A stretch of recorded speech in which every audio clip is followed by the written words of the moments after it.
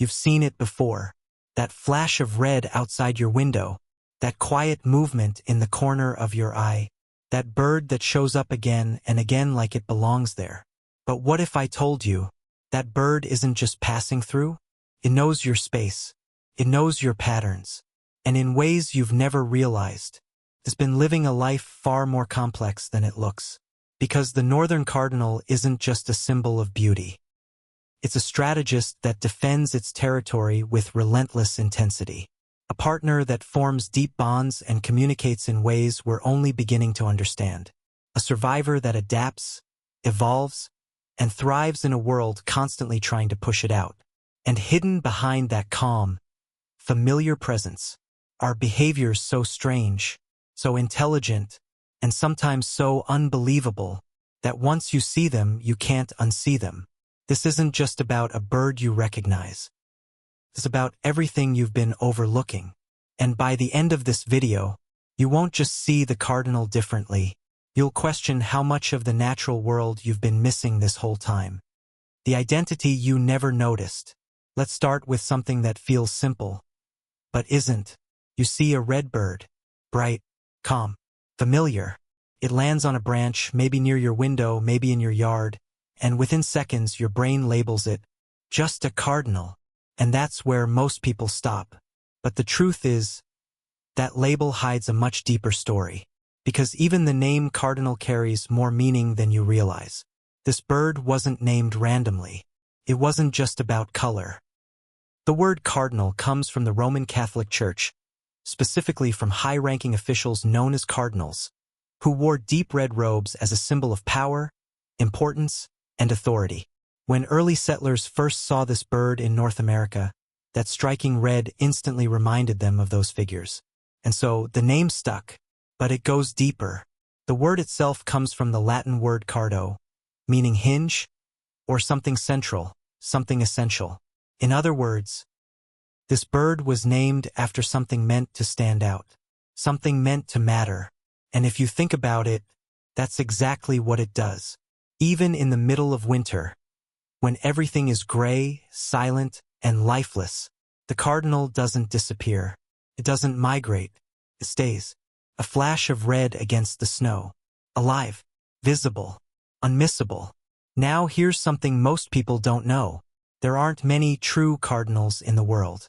In fact, there are only 3. The Northern Cardinal. The one you see. The vermilion cardinal found in parts of South America. And the Pyrrholoxia, a desert-dwelling relative with softer, more muted colors. 3 species. That's it. Which means the bird you see every day is part of a very small, very specific group. And yet, we treat it like it's ordinary. Now let's talk about the color, because this is where things start to shift. That bright red you see is not natural. Not in the way you think. Male cardinals are not born red. They're born with the potential to become red. Their color comes from pigments called carotenoids, found in the food they eat, berries, fruits, natural sources of color, which means something very important. Backhand index pointing right, the brighter the red. Backhand index pointing right, the healthier the bird. That color isn't just beauty. It's a signal. It tells other birds, I'm strong. I've survived. I have access to good resources. So the next time you see a deep, vibrant red cardinal, you're not just looking at a bird. You're looking at proof of survival. Now here's where it gets even more interesting. Every once in a while, something appears that feels almost unreal. Cardinal, that isn't red, but yellow. Same shape, same crest, same black mask, but glowing gold instead of crimson. This happens because of a rare genetic condition, where the bird can't convert yellow pigments into red. And when that happens, you get one of the rarest sights in the wild. A yellow cardinal.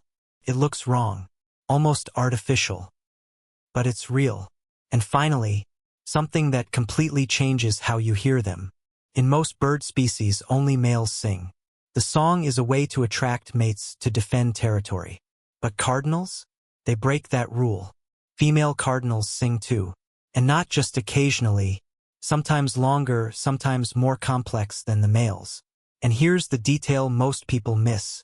They often sing while sitting on the nest. Think about that for a second. A bird, staying still, protecting its eggs, and singing. Why? Researchers believe it's communication. A signal to the male. A message that says, bring food. Stay close. We're okay. This isn't random sound. It's intentional. It's structured. It's language, just in a form we're still learning to understand. And that's the moment everything starts to change. Because what looked simple suddenly isn't simple anymore. That bird you've ignored 100 times has a name rooted in history, a color shaped by survival, and a voice carrying meaning. And we're only just getting started. The behaviors that don't make sense until they do. Now that you've seen who they are, let's talk about what they do. Because this is where the cardinal stops feeling like a simple bird and starts feeling something else entirely. Something more intense, more emotional, almost human.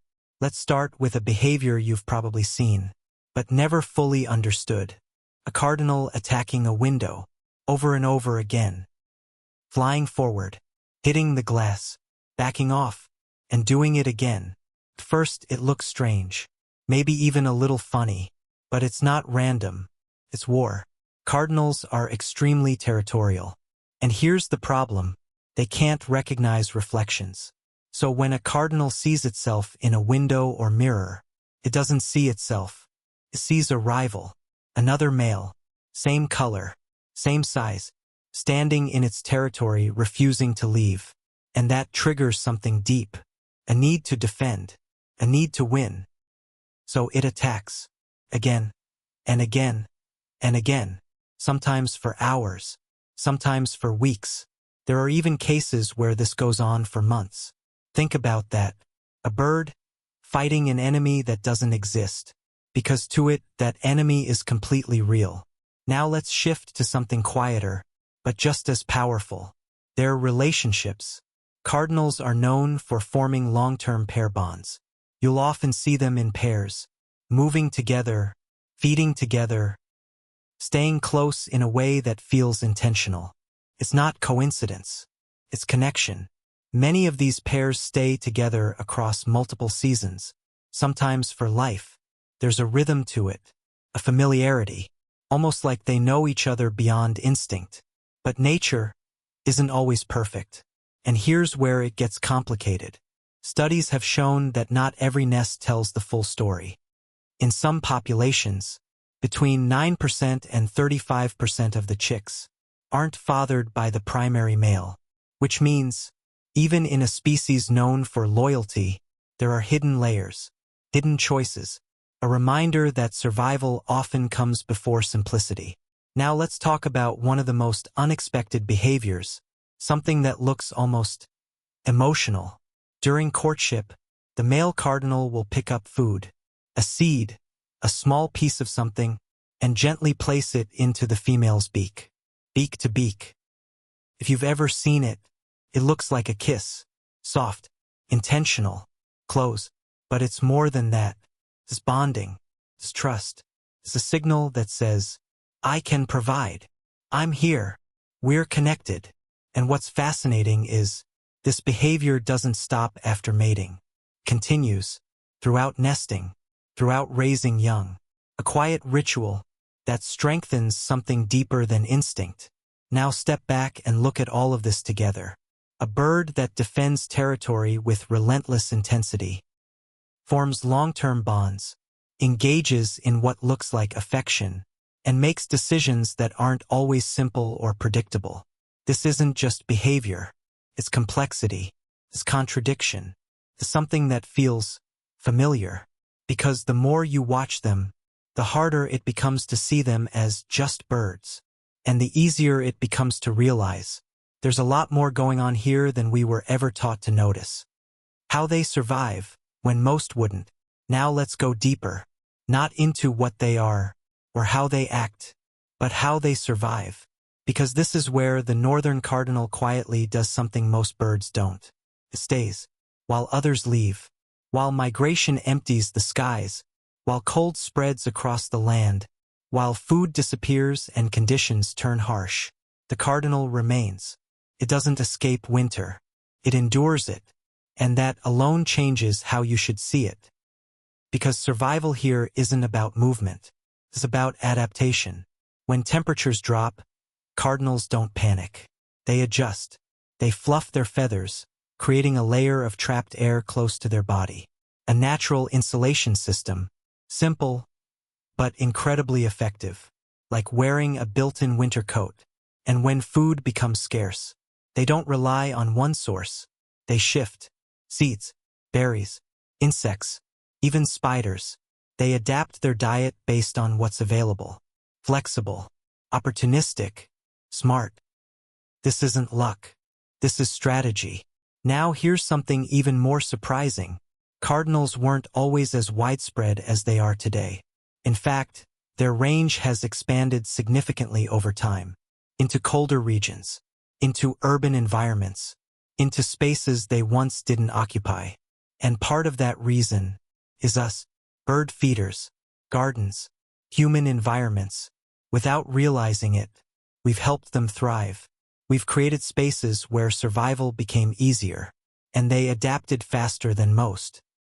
But even with that advantage, survival is never guaranteed, because the reality is harsh. Many young cardinals don't make it. Predators, weather, collisions, competition.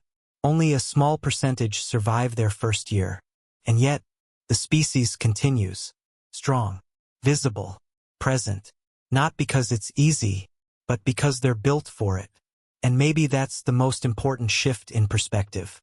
That bright red bird you see in winter isn't just beautiful, it's resilient. It's enduring conditions most creatures avoid. And it's doing it quietly, right in front of you, because survival doesn't always look dramatic. Sometimes, it looks like a small bird choosing not to leave.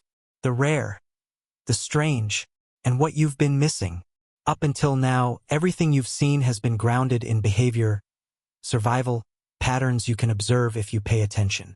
But this final part, this is where things start to feel almost unreal. Because hidden inside this familiar bird are details so rare, so unexpected, that most people go their entire lives without ever knowing they exist. Let's start with something that sounds impossible, but isn't. There are cardinals that are literally split in half. Not metaphorically, physically. One side of the body is bright red, male. The other side is soft brown, female. Perfect line dividing the two. This condition is called gynandromorphism, and it happens when something unusual occurs during the earliest stages of development. The result? A single bird, carrying both identities at once. It looks almost artificial, like something designed, but it's real. Rare but real. Now zoom out for a second, because while that example is incredibly uncommon, the species itself is anything but. There are over 100 million northern cardinals across North and Central America. Think about that. 100 million. They're everywhere. In forests, in suburbs, in your yard. And yet, despite being one of the most visible birds in the world, they're also one of the most overlooked. Because familiarity creates blindness. You see them so often, you stop seeing them. Now here's something quieter, but just as important. Cardinals are creatures of timing. They're most active at the edges of the day, early morning and late evening, when the world is quieter, when movement is subtle, when most people aren't paying attention. They exist in those in-between moments,